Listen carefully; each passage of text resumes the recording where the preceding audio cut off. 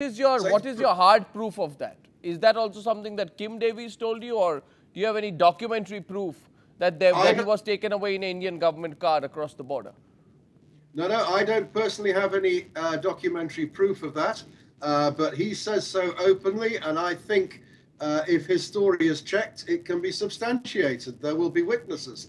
Don't forget, nobody has ever wanted this man back in India up until now. The CBI pretended for years that they didn't know where Kim Davie was. In actual fact, he was in Denmark talking to the press. For years, nobody wanted this man back in India at any cost. Now, suddenly, he is wanted back in India. Why is this? So was Purulia not a mystery but a political conspiracy that went wrong, in which those executing the plot were caught red-handed and the key conspirators who worked with foreign powers against their own countrymen are still free?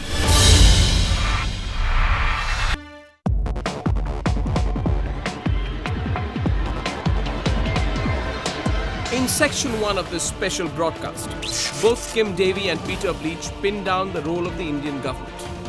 So the big question is, can these two men, one who was freed after massive diplomatic pressure from Great Britain, and another who by Indian law is still a fugitive, can they be taken at face value? Probably not entirely. But so deep and intricate are the details they share that you cannot outright wish it away either. Like how a massive and powerful Indian Air Force radar was switched off to let the arms-carrying plane enter from Pakistani airspace. Only a very, very powerful person, they say, could have ordered that. So these were British MI5 which was involved in this, and you are saying they told the India's external intelligence agency RAW about it? No, I'm not telling that. This is a well-published fact. Go to the UK Parliament webpage and you will see the exact dates when MI5 conferred this whole matter to RAW. It is a matter of public knowledge that this coordination was taking place. Who's your source when you say this, that the entire purpose of all of this was to destabilize the Marxist government in West Bengal, and you are suggesting that the central government then under P.V. Narasimha Rao was trying to do that? May I please ask you, in the interest of fairness, Mr. Bleach, who is your source? Is your source Kim Davie? Because Kim Davie sings a similar line now. But why should anyone believe Kim Davie? Who's your source when you say that? There's two sources. One source is the actual evidence produced at the trial. For example, nobody can explain why the huge Indian Air Force defense radar at Kalikunda was switched off that night and that night only. Kim Davie knew in advance that that radar was going to be switched off on the night of the 17th of December. Kim Davie now admits quite openly, because he's very scared. He doesn't want to come to India. So finally, he's telling the truth. He now admits that he was hired by Indian politicians to do this job. And he also admits that he didn't escape from Mumbai or Bombay airport when the plane stopped there. He was actually spirited away out of the country. And my understanding is he left the country in an Indian diplomatic car. But then you mentioned the officials you mentioned. 5 or 6 officials you mentioned. You say it was part of your 30-page testimony which you put before the CBI. Now, come on, yes. Peter. Who are these officials? Who are these officials? Right. I mean, there are some names doing the rounds. Surely you know some. You couldn't have a lapse of memory on that. So tell us who they are. No, I don't have a lapse of memory. If you ask me a direct question, if I know the answer, I will answer it. I was questioned by CBI in Kolkata by J.K. Dutt, PM Nair, and Loknath Behera, and also a deputy superintendent called P.S. Mukhopadhyay.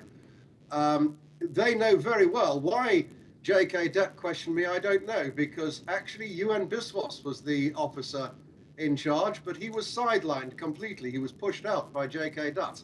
Why? I don't know why. I was held as a prisoner. Nobody did J.K. Dutt know anything more? I beg your pardon, I'm sorry. Did J.K. Dutt have any specific information or role?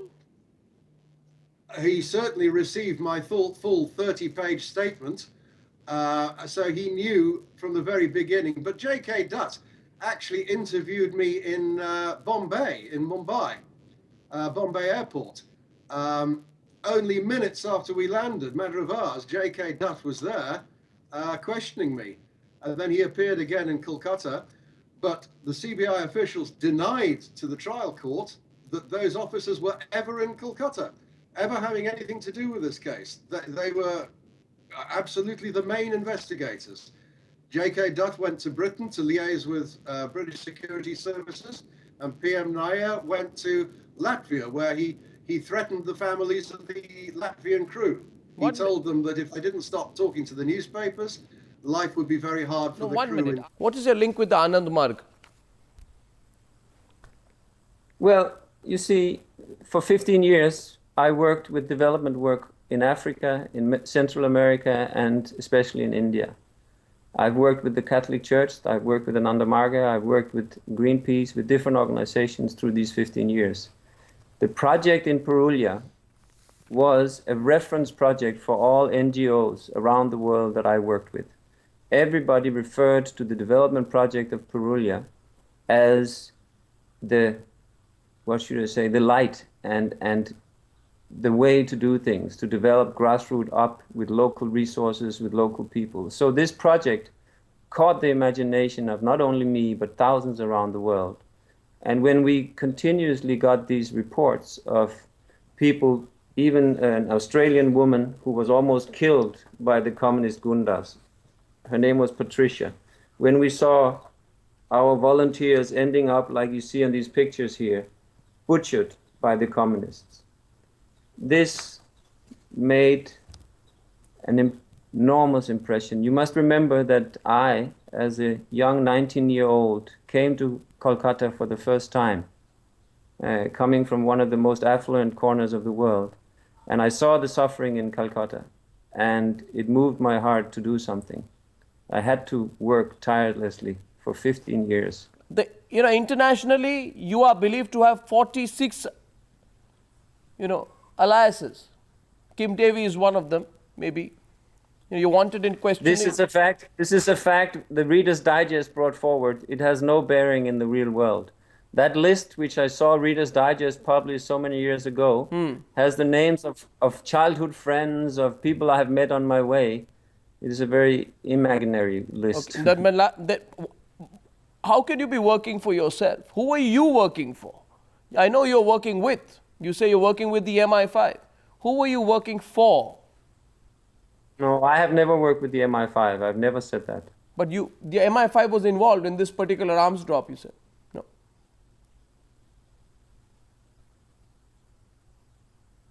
MI5 was informed by Peter Bleach before, under, and after. He coordinated with the MI5. I was aware that there was a coordination with the MI5. I worked to protect the people of Peru.